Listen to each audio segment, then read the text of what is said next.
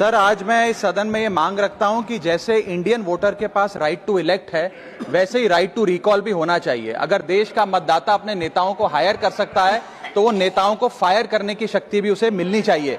Sir, right to recall is a mechanism that empowers the voters to de elect a neta representative before the tenure ends if he fails to discharge his or her duty. Sir, हम MP MLA चुनते हैं, उसके बाद अगर वो काम ना करे, अपने वादे भूल जाए, जनता से दूर हो जाए, तो 5 साल तक इंतजार करने के अलावा जनता के पास कोई ताकत नहीं है।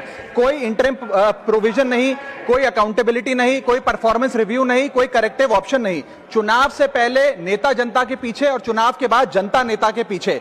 और सर, 5 साल is too long a period in this day and age. अगर एक गलत फैसला गलत नेता को चुनने का लिया तो लाखों लोगों का भविष्य अंधकार में जाता है और पूरा क्षेत्र पीछे जाता है। Sir, we can trust our voters to elect. हमें अपने मतदाता पे विश्वास करना चाहिए कि वो अपनी गलती बदल भी सके राइट टू रिकॉल की ताकत से।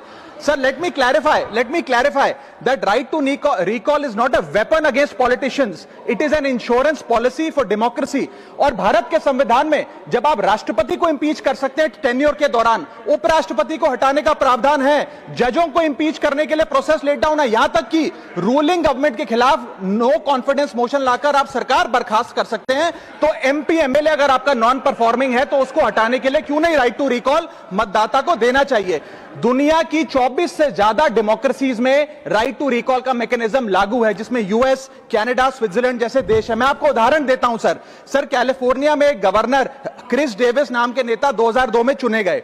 उनके कार्यकाल में मैसिव पावर कट हुए, एनर्जी क्राइसिस हुआ, बजट की मिसमैनेजमेंट और गन शूटिंग की वारदातें हुई। उसके चलते 1.3 मिलियन कंस्टिट्यूएंट्स ने एक पिटीशन साइन करके दी कि इन्हें रिकॉल किया जाए। वहां के चुनाव आयोग ने रिकॉल वोट कराया 7 अक्टूबर 2003 को और 55% मतदाताओं ने वोट किया कि इस नेता को बर्खास्त किया जाए।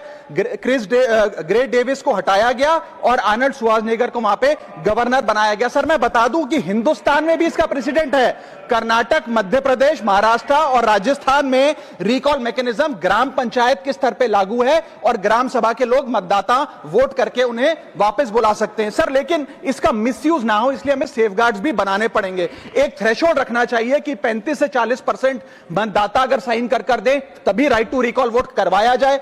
नेता को 18 महीने के लिए परफॉर्मेंस पीरियड देना चाहिए, कूलिंग ऑफ पीरियड, जिसमें उसे ना हटाया जाए। स्पेसिफिक ग्राउंड्स फॉर रिमूवल होने चाहिए ताकि फ्रिवलेस ग्राउंड्स ना हो और रिकॉल कम से कम 50% वोटों के बाद हो। ऐसा होगा तो पार्टियां भी ऐसे लोगों को टिकटें देंगी जो परफॉर्मर्स हो, ना कि नॉन परफॉर्मिंग एसेट, और भारत की डेमोक्रेसी मैच्योर होगी, सिटीजन एम्पावरमेंट बढ़ेगा and recall will give the voter the power to fix that right now. Sir, R Girirajan ji.